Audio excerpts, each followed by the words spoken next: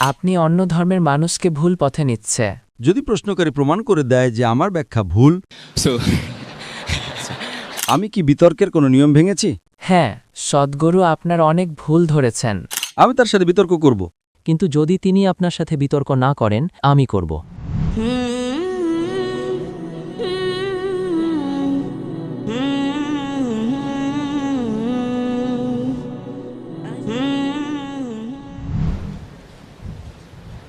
hello. Yeah. Okay. Thank you. আমার নাম শশী বর্মন। আমি অমুসলিম, আমি হিন্দু। তো আমার শুধু 3টি প্রশ্ন আছে। তো আপনার 3টি প্রশ্ন আছে? ভাই, আপনি কি মাইকে একটু আস্তে কথা বলতে পারেন? যদি আপনার 3টি প্রশ্ন থাকে, তবে আপনার সবচেয়ে ভালো প্রশ্নটা করুন, যেটা সবচেয়ে গুরুত্বপূর্ণ। অন্য মাইক্রোফোনের সব প্রশ্ন শেষ হওয়ার পরে আমরা আপনার কাছে ফিরে আসব। ঠিক আছে, তাহলে আমি জিজ্ঞেস করব। ধীরে, পরিষ্কারভাবে, উচ্চ স্বরে মাইক্রোফোনটা আপনার মুখের খুব কাছে এনে। ঠিক আছে, কুল, ঠিক আছে। আমার প্রথম প্রশ্নটা হবে, আমি এটা আপনার সঙ্গে মিলিয়ে দেখতে চাই। আমি আপনার ইউটিউবে আগের বক্তব্যগুলো দেখেছি। আপনি তুলনামূলক ধর্মতত্ত্বের একজন বিশেষজ্ঞ। যখন আপনি ইসলাম এবং অন্যান্য ধর্ম, যেমন হিন্দু ধর্মের তুলনা করেন এবং ভগবদ্গীতা বা অন্যান্য ধর্মগ্রন্থ থেকে উদ্ধৃতি দেন, তখন আপনি কি মনে করেন না যে এর ভুল ব্যাখ্যা হওয়ার সম্ভাবনা থাকে এবং যারা সেই বিশ্বাসের অনুসারী নন তাদের ভুল পথে পরিচালিত করার একটা সম্ভাবনা থাকে? আপনার নাম কি ভাই? ক্ষমা করবেন? আপনার নাম? শশী বর্মন। ঠিক আছে শশী। এবং যদি এমন হয়, যদি এটা প্রমাণিত হয় যে আপনার বক্তব্যে ভুল ব্যাখ্যা রয়েছে, তাহলে কি এর অর্থ এই যে একজন মুসলিম পেশাজীবী হিসেবে আপনি আপনার দায়িত্ব পালনে ব্যর্থ হয়েছেন? ভাই, খুব ভালো একটা প্রশ্ন করেছেন। আজকের বিষয়ের সাথে খুবই প্রাসঙ্গিক প্রশ্ন। আমি তাকে ধন্যবাদ জানাতে চাই। তার প্রশ্ন হলো যে আমি তুলনামূলক ধর্মতত্ত্বের একজন বিশেষজ্ঞ। আমি নিজেকে তুলনামূলক ধর্মতত্ত্বের ছাত্র বলতেই বেশি পছন্দ করি। আর যখন আমি অন্যদের ধর্মগ্রন্থ উদ্ধৃত করি, অন্য ধর্মের, যেমন সেটা হতে পারে ভগবদ্গীতা কিংবা বেদ কিংবা বাইবেল, আর যদি আমি সে ধর্মগ্রন্থের ভুল ব্যাখ্যা করি, তাহলে একজন মুসলিম হিসেবে সেটাকে ভুল নয়, পুরোপুরি ভুল। আমি আপনার সাথে একমত। ঠিক আছে। সেই কারণেই আমার প্রতিটি লেকচারের পরে আমাদের প্রশ্নোত্তর পর্ব থাকে। বেশিরভাগ ধর্মীয় বক্তা, সে হিন্দু হোক, খ্রিস্টান হোক বা মুসলিম হোক, তাদের বেশিরভাগই, সংখ্যাগরিষ্ঠ 90%-রও বেশি, এই বক্তব্যের পরে তাদের কোনো প্রশ্নোত্তর পর্ব থাকে না।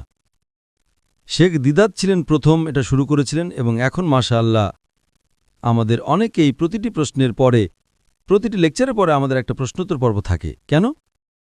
যাতে যদি আপনি আমাদের সাথে দ্বিমত পোষণ করেন, আপনার প্রশ্ন করার সুযোগ থাকে।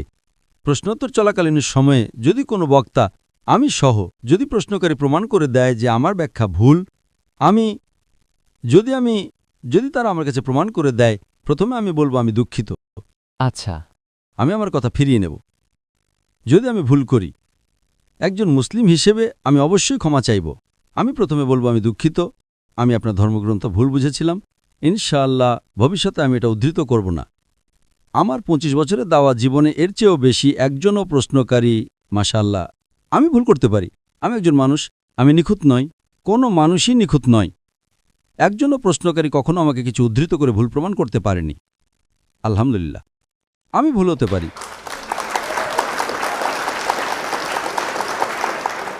আমি ভুল হতে পারি, সেজন্যই আমরা বলি প্রশ্ন করুন। যদি সে আমাকে কোনো প্রশ্ন করে, আমি তাকে পাল্টা উদ্ধৃতি দেব এবং তাকে তারই পণ্ডিতদের থেকে উদ্ধৃতি দেব। আমি উদ্ধৃত করব স্বামী বিবেকানন্দ কি বলেন, আমি উদ্ধৃত করব। আচ্ছা। তো এটা একটা বুদ্ধিবৃত্তিক। সেই কারণেই আমরা বলি আসুন বিতর্কে বসি, বন্ধুত্বপূর্ণ বিতর্ক, কোনো সমস্যা নেই। কিন্তু আমি শুধু এমন কারো সাথেই বিতর্ক করব যার কিছু অবস্থান আছে, যে সে লোকের যদু মধু কদুর সাথে নয়। আপনি বুঝতে পারছেন?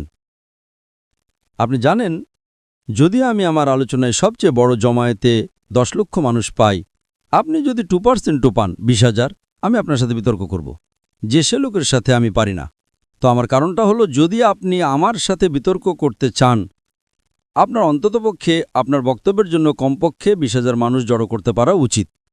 যদি আমি 20 লক্ষ পাই, আপনি অন্তত 2% পান, ঠিক আছে?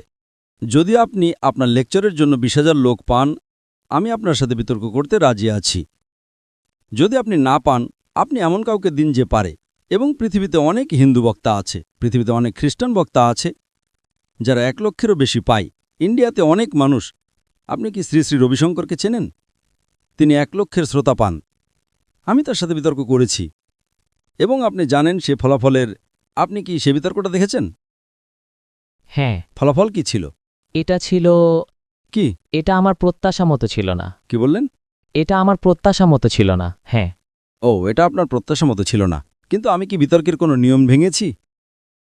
ক্ষমা করবেন? আমি কি বিতর্কের কোনো নিয়ম ভেঙেছি? না। আমি কি তার সব প্রশ্নের উত্তর দিইনি? দিয়েছেন। তিনি কি আমার প্রশ্নগুলোর উত্তর দিয়েছেন? না।